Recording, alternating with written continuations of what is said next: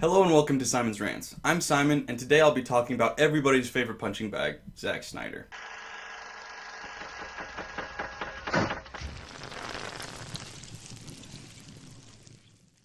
Zack Snyder's directorial debut was Dawn of the Dead.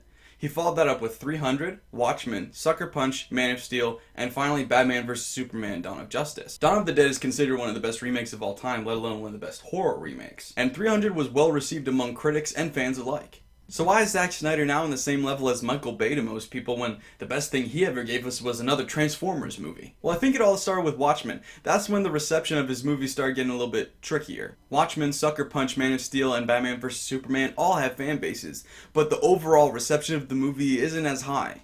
And one might think that that would have to do with the fact that he probably just had a drop off in creativity, but if you look closer, you can see that there was more in play than just that. 3 out of the 4 movies have director's cuts that are considered far superior to the theatrical versions. So I point to Watchmen as the first time that the studio really started to interfere with his projects. According to the average studio, a PG-13 movie that does not exceed 2 hours is the perfect blockbuster. And according to statistics, they're right. PG-13 movies tend to make more money than R-rated movies because it attracts both a younger and older audience. And the shorter a movie is, the more times it can be shown in a single day, therefore making more ticket sales. So I'm sure when Zack Snyder first showed his 3-hour R-rated version of Batman vs. Superman to the studios, they panicked. You know, the movie's long now, long-ish. I don't think it's long, but, you know, when you get over 2.5 hours, you know, people start getting nervous, the studio starts getting nervous. They knew that they could make more money if it was PG-13 and 2.5 hours, so they told him to cut it down and cut out some of the darker parts.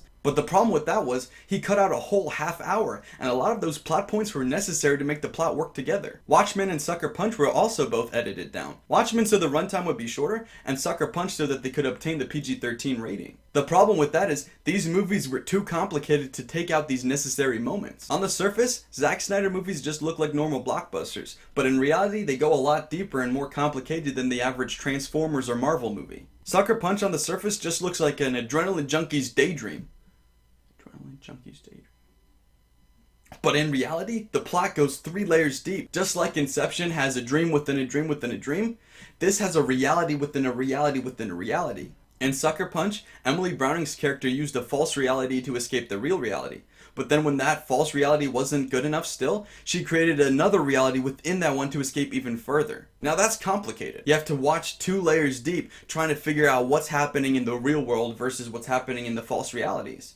That's too complicated for the average moviegoer, and something you'd never see in a Michael Bay movie. Both Batman vs. Superman and Watchmen have to deal with the political aspects of being a superhero and the consequences of killing thousands to save millions. I have sort of like a Watchmen-y perspective on that, like, and I love the dilemma of, you know, kill millions to save billions, kind of a dilemma. But I think from Batman's point of view, he doesn't see it, right? Like, he doesn't understand. All he sees is this, like, mad gods, like, destroying our city, like, and now we're gonna worship them? That doesn't make any sense. Most blockbusters will just keep it plain and simple with good guys and bad guys. But in Batman vs. Superman, it's not that simple. You have 2 good guys fighting each other because they don't have the same ideals and don't see eye to eye on certain things. Batman has become corrupted over his 30 years of fighting crime, and now he is afraid that Superman, who is more powerful than he is, could become even more corrupted and more dangerous than he ever was. And he sees Superman as an invasive alien species trying to take over the world. It isn't until that he realizes that Superman is trying to save a human woman that he calls his mother that he realizes that there's more human in Superman than he realized. How could you ever defend the Martha scene? That was the most obnoxious thing ever. So you're telling me that somebody having a mother is obnoxious? The arguments against the Martha scene are honestly laughable. The name Martha was merely something that just caught Batman's attention. It wasn't what made him change sides. What made him change sides was that he realized that Superman was a human too, who had emotions, who cared about people and wanted to save people. It wasn't about him anymore. It was about the family aspect. He saw Superman trying to save his mother, and it reminded him of when he first became Batman. What motivated him to first start fighting crime. Batman could never save his own mother, but he could help Superman save his. That's why they joined forces. It wasn't about freaking Martha. I swear, people are so dumb. I need to stop doing that. How you doing? Now, you may or may not like Zack Snyder, but keep in mind, not one of his director's cuts has been received poorly. Every single versions of his movies that have been edited how he wanted to edit them have been considered good movies. So if you want to blame somebody for your favorite characters getting messed up, blame the studios. After all, the studios are the ones who wanted to jam in every character they could into Batman vs. Superman in preparation for Justice League. That wasn't Zack Snyder. They're just trying to make more money by setting up sequels. Stop treating Zack Snyder like he's Michael Bay.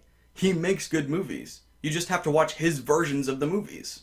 Like him or not, at least Zack Snyder's actually trying to do things in his movies that the average blockbuster would never try. If we ever got a Michael Bay's director cut of a movie, it would probably just be a montage of explosions, animals having sex, and racist jokes. Explosive Sex Chihuahuas 10 coming to a theater near you.